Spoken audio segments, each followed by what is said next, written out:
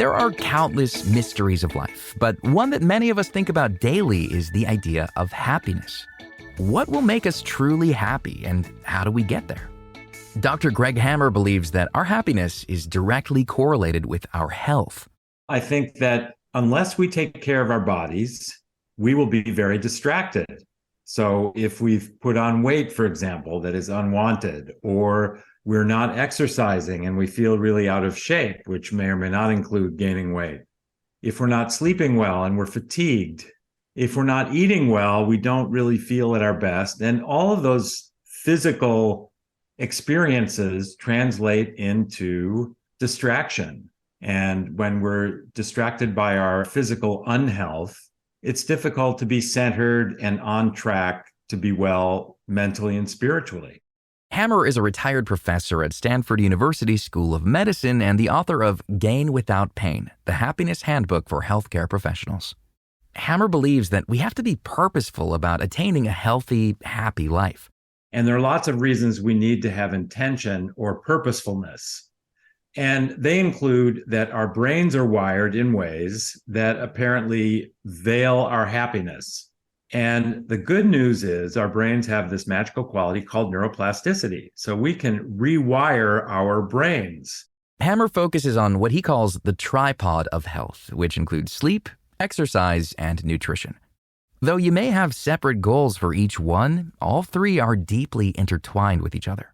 We don't get enough sleep. We're sleepy. We tend to be too tired to exercise. Exercise actually helps us sleep better. So that degrades our sleep, not getting the exercise because we're too tired to exercise. And then we tend to, be sleepy and reach for sugary and fatty so-called comfort foods. And so our diet is degraded as well. Much of our day depends on a good night's rest. The Sleep Foundation reports that adults need at least 7 hours of sleep each night. However, that's not realistic for many people. The CDC shows that more than 1/3 of adults don't get enough sleep on a regular basis. And though a lot of us assume we can catch up with a nap during the day, Hammer says that strategy will most likely backfire. As we go through our normal routine during the day, we build up a sleep deficit, which helps us go to bed faster and sleep more soundly at night.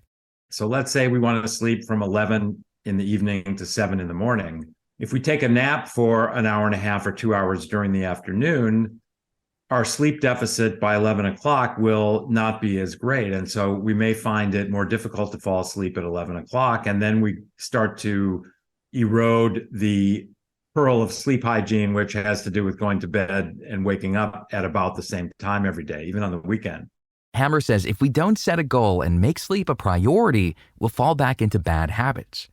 This will ultimately deteriorate our quality of sleep, leaving us more tired and groggy during the day.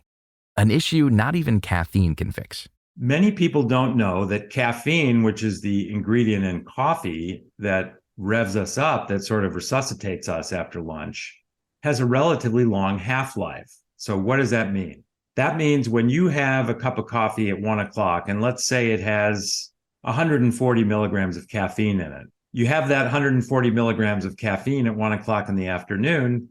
The 6-hour half-life means that 6 hours later, at 7 o'clock p.m., it's as though you had a half a cup of coffee. Then, another 6 hours later at 1 in the morning, your body will still have a quarter of a cup of coffee in its system. Well, I don't know about you, but for me, that half cup at 7 o'clock p.m. and quarter of a cup at 1 o'clock in the morning would kill my sleep. Our brains need the rest to be able to fully function during the day. Without the proper amount of sleep, we can have brain fog and memory trouble.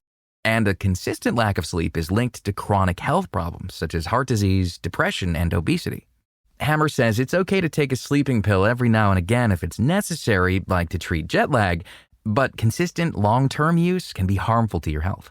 If you're somebody who is kept awake because you're making lists of all the things you have to do the next day, get up and write them down or put them in your phone, in your calendar, and then turn your phone off. While these tips seem simple, it takes a conscious effort to stick with them to be able to see and feel the results. This discipline extends into our diets, too. Oftentimes, the cheapest and quickest meal isn't the healthiest option. Meal prepping your food can ensure that you're eating a balanced diet full of whole foods. Obviously, the fresher, the better. Cut down on processed foods that come in boxes and cans. More of a plant-based diet, a balance of carbohydrates and fats, preferably healthier unsaturated fats, lots of colors, fruits and vegetables, and avoiding processed foods, and a lot of sugar, of course. And though it can be hard to always stick to a healthy diet, Hammer says if you only focus on one thing, start with cutting out sugar. And it's not just glucose, which is the common form of table sugar. Look for other words that end in OSE, like dextrose, maltose, corn syrup.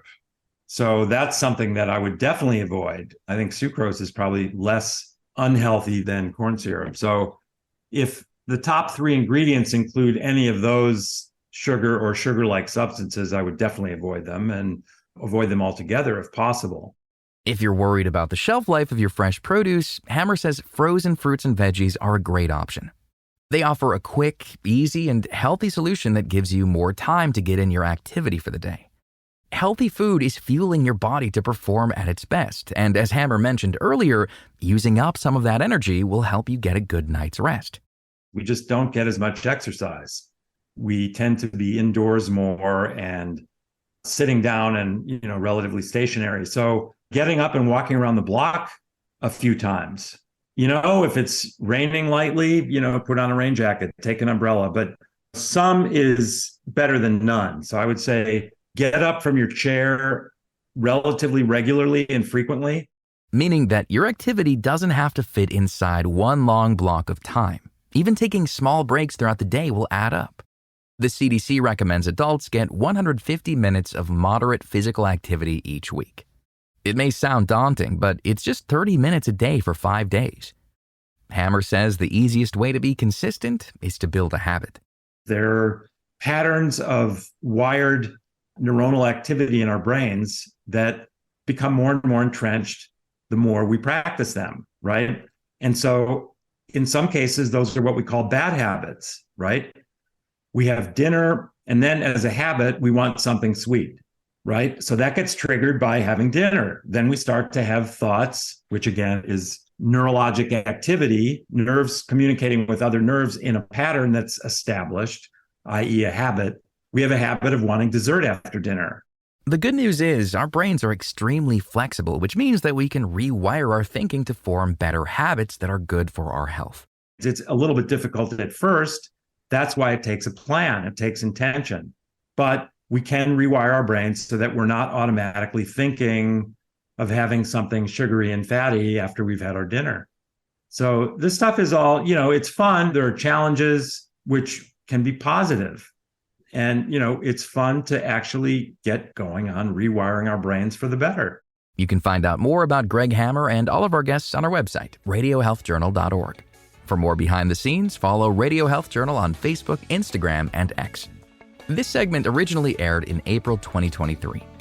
Our writer-producer is Kristen Farah. Our production manager is Jason Dickey. I'm Greg Johnson.